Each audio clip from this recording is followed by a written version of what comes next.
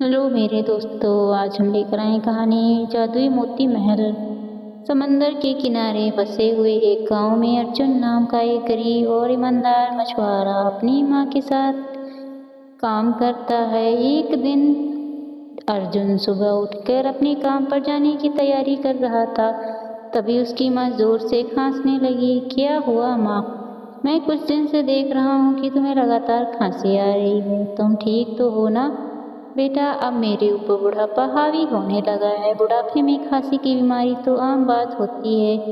अर्जुन ने जैसे ही अपनी माँ की कलाई पकड़ी तो उसे बुखार का एहसास हुआ। अरे माँ, तुम्हें तो बुखार भी है। तुम चिंता मत करो, मैं लौटते समय तुम्हारे लिए दवाई लेकर आऊँगा। इतना कहकर अर्जुन जाल लेकर घर से बाहर निकल गया।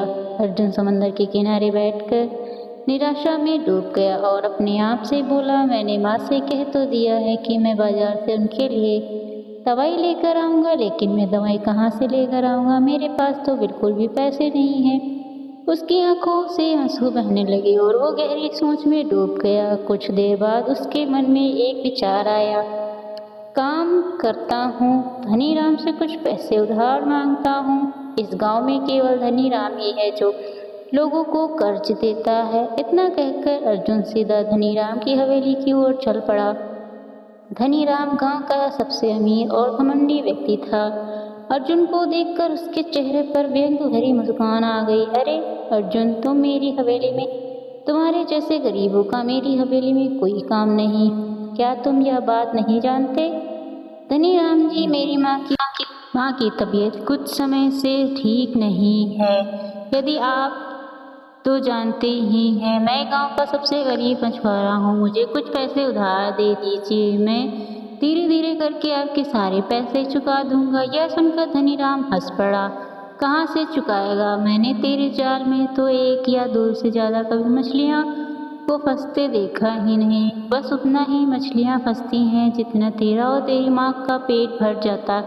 और मैं कर्ज तेरे जैसे भिखारियों को नहीं देता। मैं कर्ज उन्हें देता हूँ जिनमें ब्याज चुकाने की ताकत होती है। तेरी हालत ऐसी है कि तू मेरा कर्ज भी नहीं लौटा सकता। दफा हो जा यहाँ से। धनी राम ने अर्जुन को अपमानित करके हवेली से बाहर निकाल दिया। अर्जुन टूटे हुए मन से दोबारा समंदर किनारे पहुंच गया और अपना जाल पानी में फेंक दिया। कुछ देर बाद उसके जाल में एक मछली फंसी। काश आज मेरे जाल में एक मछली की जगह कुछ और मछलियां फंस जाती तो उन्हें बेचकर कुछ पैसों का जुगाड़ हो जाता। निराश होकर वो घर की ओर चल पड़ा। क्या हुआ बेटा? क्या तू मेरे लिए दवाई ले आया? अर्जुन की आंख भर आई। उसकी माँ की सब समझ गई। कोई बात नहीं बेटा, तू उदास मत हो। वैसे भी मुझे कोई गंभीर बीमारी नहीं है। यह तो बुढ़ापे की बीमारी है। हम गरीब लोगों की बीमारियां दवाई के बिना ही ठीक हो जाती हैं। अर्जुन कुछ नहीं बोला और चुपचाप चारपाई पर लेट गया। अगले दिन अर्जुन फिर समंदर के किनारे मछलियां पकड़ने चला गया। सुबह से शाम तक वो जाल लेकर बैठा रहा, लेकिन एक भी मछली नहीं फंसी। भगवान, आज मेरे जाल में एक भी मछली नहीं फंसी। आज अगर खाली हाथ घर गया तो मुझे और मेरी माँ को भूखा सोना पड़ेगा। उसी पल उसके जाल में एक मछली फंस गई। चलो, कम से कम मेरी माँ को भूखा नहीं सोना पड़ेगा। तभी मछली इंसान की आवाज़ में बोली, मुझे छोड़ दो भगवान। यह मछली इंसान की आवाज़ में बात कैसे कर रही है? कहीं ये राक्षसनी या पिशाचिनी तो नहीं? ना मैं कोई राक्षसी हूँ ना पिशाचिनी, मैं एक मायावी मछली हूँ। सोचो मत, अगर मुझे छोड़ दोगे तो मैं तुम्हें एक अनमोल मोती दूंगी जिससे तुम अपनी माँ का इलाज कर सकते हो। तुम्हें कैसे पता कि मेरी माँ बीमार है? मैं मायावी मछली हूँ, जिसे देखती हूँ उसका भूतकाल मेरी आंखों के सामने आ जाता है। अर्जुन की आंखों से आंसू बह निकले। अगर तुम मुझे मोती नहीं भी देती तब भी मैं तुम्हें समंदर में छोड़ देता। अर्जुन ने मछली को समंदर में छोड़ दिया। उसकी आंखों से रंग बिरंगी किरणें निकली और अर्जुन के सामने एक नया कीमती मोती प्रकट हो गया। मछली समंदर की लहरों में तैरते तैरते उसकी आंखों से सामने ओझल हो गई। ये तो बहुत ही कीमती मोती है, यह बहुत अच्छे दामों पर बिकेगी। अर्जुन चुपचाप मोती लेकर अपने घर पहुंच गया और अपनी माँ को वो मोती दिखाकर सारी घटना बता दी। इस बात का जिक्र किसी से मत करना बेटा। यह मोती किसी को अच्छी दुकान पर बेचना। यह मोती बहुत कीमती लग रहा है। अब तुम्हारी बीमारी का इलाज मैं अच्छे डॉक्टर से आसानी से करवा सकता हूँ। अगले दिन अर्जुन वो मोती लेकर अपने गांव के सेठ धर्मदास के पास पहुंचा और उसे मोती दिखाया। सेठ धर्मदास, मुझे इस मोती की कीमत कितनी दोगे? सेठ धर्मदास मोती को देखकर चौंक पड़ा। अरे अर्जुन, यह मोती तुम्हें कहाँ से मिल गई? तुम्हें इससे क्या मतलब है? यह मुझे कहीं से भी मिली हो, बस समझ लो कि यह मोती मेरी है। सेठ धर्मदास के मन में लालच जाग गया। वो मन ही मन बोला, ये मोती तो बहुत कीमती है, इसकी कीमत का अंदाजा इस मूर्ख को नहीं। इसे थोड़े से पैसे देकर टाल देता हूँ। सेठ धर्मदास ने कुछ पैसे निकाल कर अर्जुन को दिए। अर्जुन उन पैसों को देखकर बोला, मुझे तो लगा था कि यह मोती बहुत कीमती होगी, मैं तुम्हें इसकी इतनी ही कीमत दे सकता हूँ। अर्जुन कुछ देर तक सोच में डूब गया। चलो, मेरे लिए अभी यह थोड़े से पैसे ही बहुत हैं, क्योंकि मुझे अपनी माँ का इलाज करवाना है। इतना कहकर अर्जुन वो मोती सेठ धर्मदास को देकर वहाँ से चला गया और अपनी माँ का इलाज कराने लगा। अगले दिन सेठ धर्मदास को वो मोती लेकर धनीराम के पास पहुँचा। धनीराम, मेरे पास तुम्हारे लिए कुछ है। वो मोती धनीराम को दे देता है। ये तो बड़ा ही अद्भुत और कीमती मोती लग रहा है, यह तुम्हारे पास कहाँ से आया? सेठ धर्मदास मुस्कुराकर बोला, अगर मैं तुम्हें बताऊंगा तो तुम्हें विश्वास नहीं होगा कि यह मोती मुझे किसने दिया। किसने दिया? यह मोती मुझे गांव के सबसे गरीब मछुआरे अर्जुन ने दिया।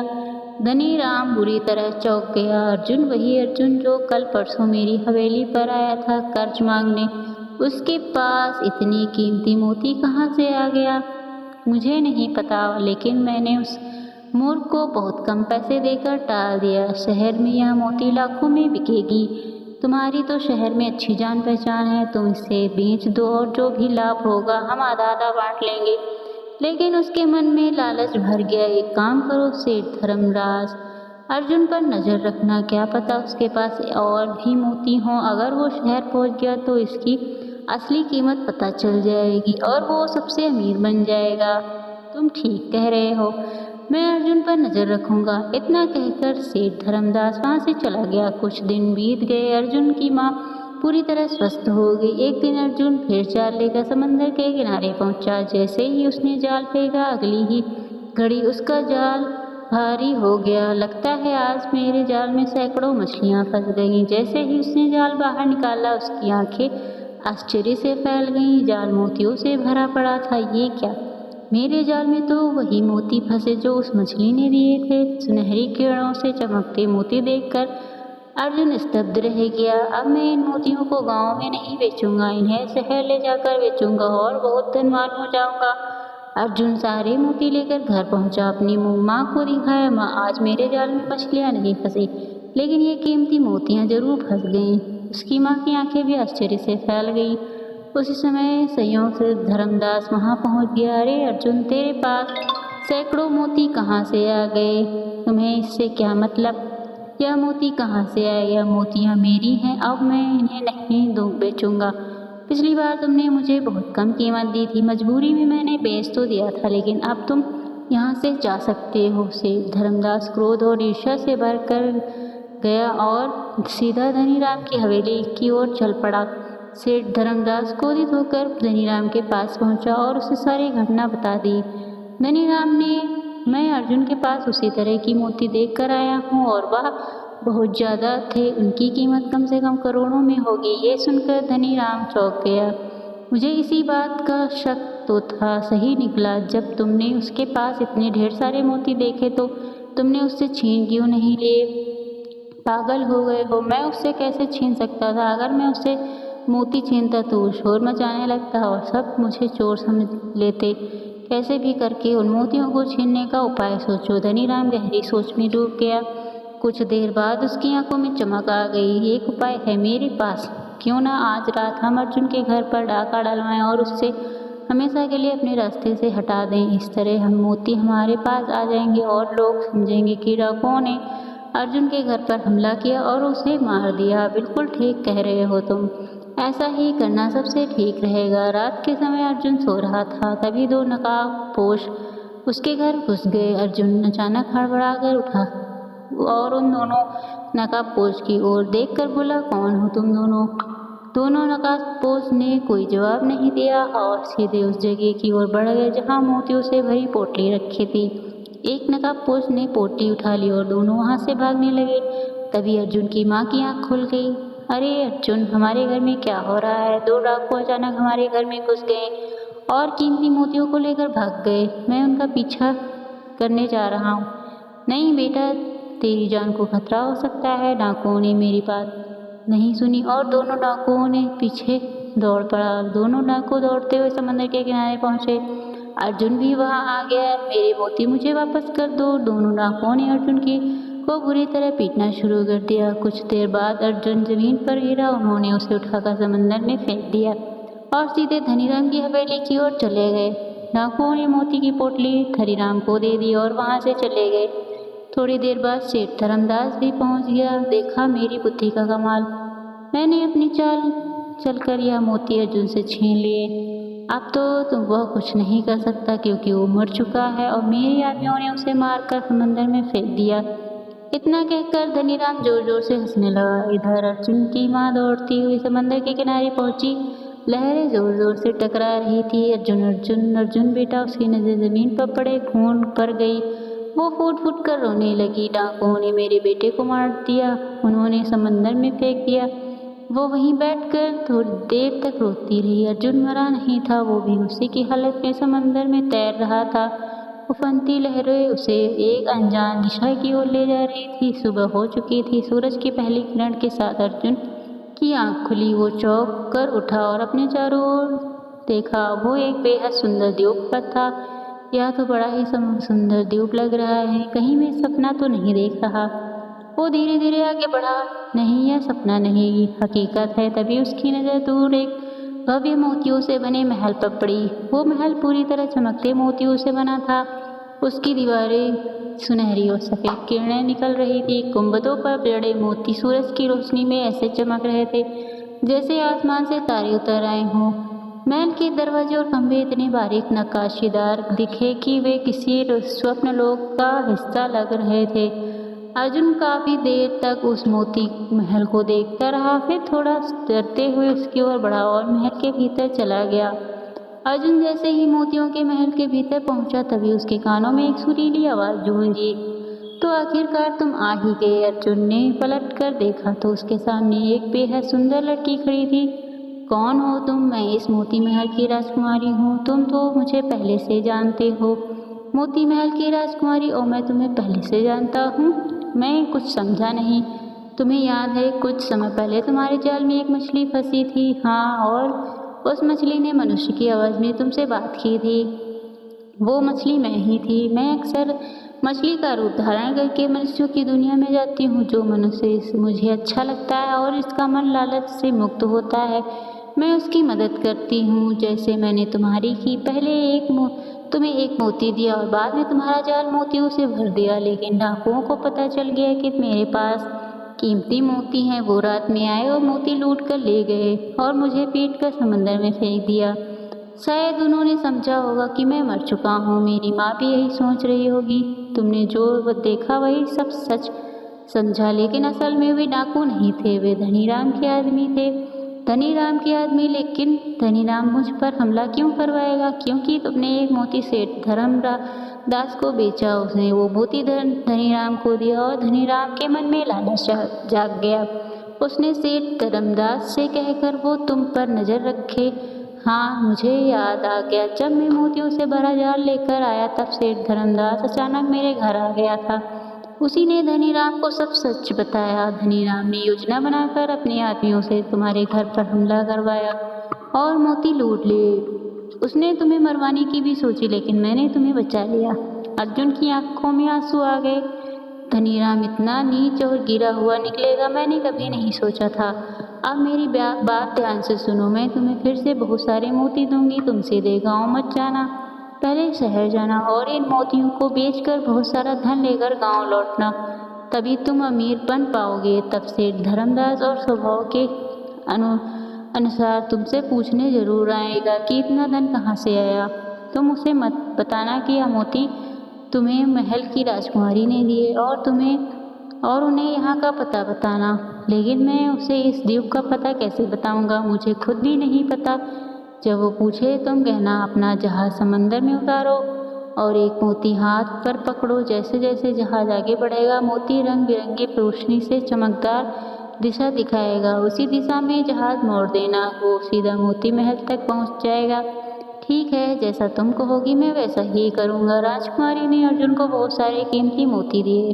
अपनी आंखें बंद करो। अर्जुन ने आंखें बंद की। कुछ देर बाद उसने आंखें खोली। उसने खुद को अपने गांव के समंदर के किनारे खड़ा पाया। अर्जुन घर नहीं गया, वो सीधे शहर पहुंच गया और मोतियों को बेच दिया। उन मोतियों की कीमत उसे करोड़ों में मिली।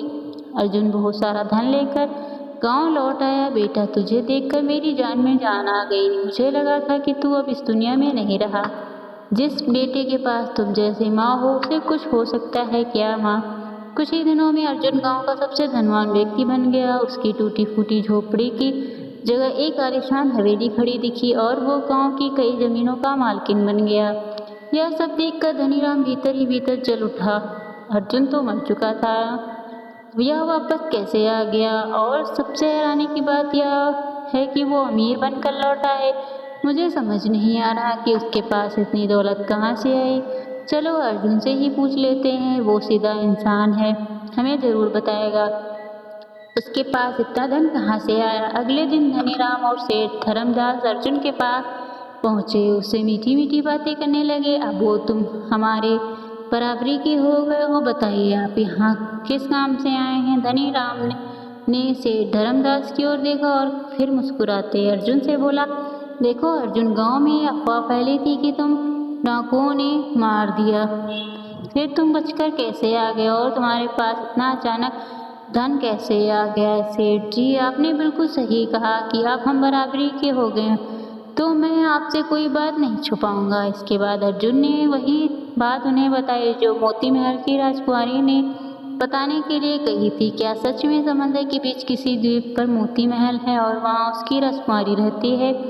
हाँ, और उसी ने तुम्हें यह मोती दिए हैं। मैं आपसे झूठ क्यों बोलूँगा? अगर विश्वास नहीं होता तो आप जाकर देख सकते हैं।